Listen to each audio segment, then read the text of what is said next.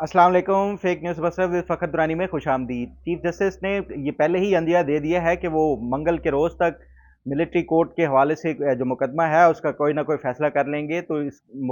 जो मुकदमा military court trial के हवाले से क्या फ़ैसला मुतवक्के है, प्रोग्राम के पहले हिस्से में इसके ऊपर बात करेंगे, जबकि प्रोग्राम के दूसरे हिस्से में बात करेंगे हुकूमत ने एक कारी ज़रब लगाई है रिटायर्ड जजेस और जर्नलों के ऊपर। उनकी पेंशन्स और दीगर जो मराहत हैं उनको ख़त्म करने के हवाले से जो एक कल हुकूमत ने फैसला किया है वो क्या है और किस तरह इनको अफेक्ट करेगा, इसके ऊपर भी बात करेंगे। जबकि प्रोग्राम के तीसरे हिस्से में हम बात करेंगे कि सेनेट के बाद कौमी असम्बली ने भी जो ताहियात नाअहली का बिल है वो ख़त्म करने का बिल है वो मंजूर कर लिया है। और उसके बाद सदर की मंजूरी के बाद जो नवाज शरीफ और उसके साथ साथ जहांगीर तरीन के लिए राहें खुल जाएंगी और मुस्तकबिल में भी कोई जो नाअहली 62(1)(f) के तहत अगर कोई ताहियात नाअहल पहले करार दिया जाता था तो अब ये उस ताहियात नाअहली से बच के सिर्फ 5 साल तक नाअहल होंगे। प्रोग्राम के तीसरे हिस्से में इसके ऊपर भी बात करेंगे कि आगे नवाज शरीफ का जो मुस्तकबिल है वो क्या है, क्या वाकई वो जिस तरह ये शहबाज शरीफ ने भी अनाउंस किया है कि अगले जो वजीर आजम है वो नवाज शरीफ होंगे, क्या वाकई नवाज शरीफ जो है वजारत उस्मा के उम्मीदवार और मजबूत उम्मीदवार होंगे या नहीं होंगे। प्रोग्राम के तीसरे हिस्से में इसके ऊपर बात करेंगे। सबसे पहले बात कर लेते हैं ये जो मिलिट्री कोर्ट के ट्रायल के हवाले से सुप्रीम कोर्ट में मुकदमा चल रहा है। कल जो आज मंडे वाले दिन जब इसकी समाअत होगी तो ये चीफ जस्टिस साहब ने पिछले जुम्मे के रोज़ ही ये बता दिया था कि वो सोमवार और मंगल तक कोशिश करेंगे कि इसको कंक्लूड करके इसका कोई भी जो फैसला है वो कर सकें। तो जो अभी तक दलाइल हुए हैं और जो जजेस के क्वेश्चन किए गए हैं मुख्तलिफ जो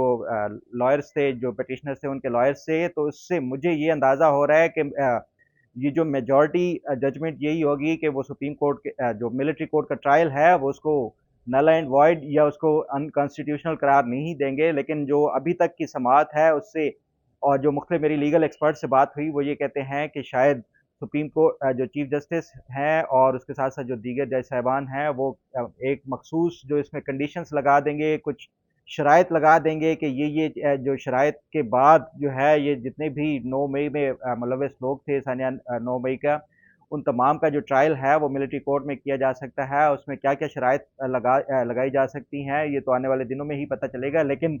बज़ाहिर ऐसा ही लग रहा है कि सुप्रीम कोर्ट इसको गैर कानूनी या गैर आइनी करार नहीं देगी बल्कि इजाज़त दे देगी, क्योंकि इसमें जो आप देखें 9 मई के तनाज़ुर में जो मिलिट्री ने इसको ऑलरेडी ही कोर कमांडर कॉन्फ्रेंस के फोरम से भी और उसके बाद फॉर्मेशन कमांडर्स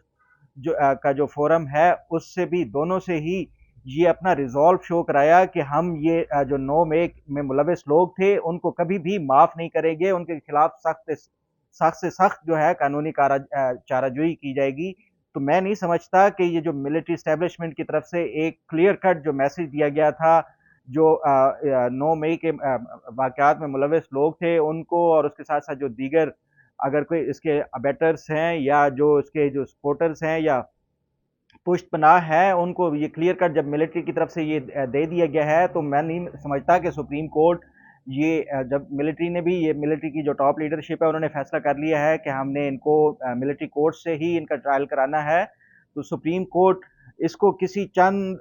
जो है वो कंडीशंस लगा देगी या शराइत के बाद ये तमाम जो है मैं समझता हूँ मंगल के रोज़ तक ये फैसला मुतवक्के है। अब बात कर लेते हैं कि जो हुकूमत ने अब एक कट लगाया है पेंशन्स के हवाले से और जो दीगर मराहत हैं रिटायर्ड जजेस और उसके साथ-साथ जो जर्नलों के हवाले से ये बड़े ही अहम और सिग्निफिकेंट हैं और मैं नहीं समझता कि ये जो हुकूमत ने इतना बड़ा बोल्ड फैसला किया है, उसकी कोई हो सकता है कि ये बैक डोर से हो या कोई प्रोटेस्ट या इस तरह उसका वो किया जाए कि इसको ये जो हुकूमत फैसला कर रही है इसको ख़त्म किया जाए। जो पहला फैसला हुकूमत ने किया है कि जो पेंशन है कि एक जो लाइफ टाइम के लिए पेंशन पहले दी जाती थी वो अब ख़त्म करके कि जो मेन इसमें प्रिंसिपल पेंशनर है कोई मर्द हो या खातून हो, तो उसका जो स्पाउस है उसके बाद जो है वो 10 इयर्स तक जो डिपेंडेंट हैं उनको पेंशन दी जाएगी। ये नहीं कि ताहयात उनको पेंशन दी जाएगी, क्योंकि ये माजी में इस तरह के बहुत सारे वाक़यात हुए हैं कि 70-70 80-80 साल की उम्र में जो है वो रिटायर्ड जजेस और जर्नैल शादी कर लेते हैं ताकि ताहयात उनकी बेवाओं को पेंशन मिलती रहे। और एक जो दूसरा फैसला किया गया है उसकी तरफ से हुकूमत की तरफ से वो ये किया गया है कि जो पेंशन और उसके जो जो सैलरीज रिटायरमेंट के बाद अक्सर आपने देखा है कि जो जजेस हैं या जर्नल हैं वो रिटायरमेंट के बाद कोई दूसरी भी अच्छी पोस्ट की नौकरी किसी हुकूमती इदारे में कर लेते हैं, तो वो दो दो मराहत लेते हैं, पेंशन भी अलहदा से लेते हैं और उसके साथ साथ तनख्वाह भी अलहदा से लेते हैं। तो हुकूमत ने ये अब फैसला कर लिया है कि या जो दूसरी अगर रिटायरमेंट के बाद कोई नौकरी करेगा तो वो एक चूज कर सकेगा, या पेंशन ले सकेगा या फिर वो सैलरी जो दूसरी नौकरी की है वो ले सकेगा। तो आपने देखा है कि ये एक जर्नेल रिटायर होता है, जर्नेल तो क्या ब्रिगेडियर और कर्नल लेवल तक भी रिटायर होते हैं, तो वो भी फौरन ही रिटायरमेंट के बाद किसी दूसरे सरकारी महकमे में नौकरी कर लेते हैं, या जो आर्मी के जो मिलिट्री के जो वेलफेयर जो इदारे हैं उनमें नौकरी कर लेते हैं, वहां से भी तनख्वाह मिलती रहती है और उसके साथ साथ जो है पेंशन भी मिलती है। इसी तरह जो जज हजरात हैं वो चाहे सुप्रीम कोर्ट के जजेस हों चाहे हाई कोर्ट के जजेस हों, वो रिटायरमेंट के बाद हुकूमत हो या कोई और जो सरकारी इदारों में उनको अपॉइंट किया जाता है, बड़ी पुरकशिश तनख्वाहें दी जाती हैं उनको और दीगर मराहत दी जाती हैं, तो ये दोनों वो पर्क्स एंड प्रिविलेजेस जो है उसकी वो इंजॉय करते हैं। अब ऐसा नहीं होगा, हुकूमत ने ये जो फैसला किया है इससे जो सबसे ज़्यादा इफेक्ट होंगे ये फौजी और जजेस हैं, यही ज़्यादा इफेक्ट होंगे क्योंकि यही रिटायरमेंट के बाद जो है दूसरे सरकारी महकमों में उनको नौकरी मिल जाती है। जो पेंशन की जो मैक्सिमम जो उन्होंने कर दिया है कि डिपेंडेंट को 10 साल तक पेंशन मिलेगी। मैं आपको एक वाकया बताऊं कि जो सुप्रीम कोर्ट के ही कुछ रिटायर्ड जज साहिबान हैं जिन्होंने 70-70 साल की उम्रों में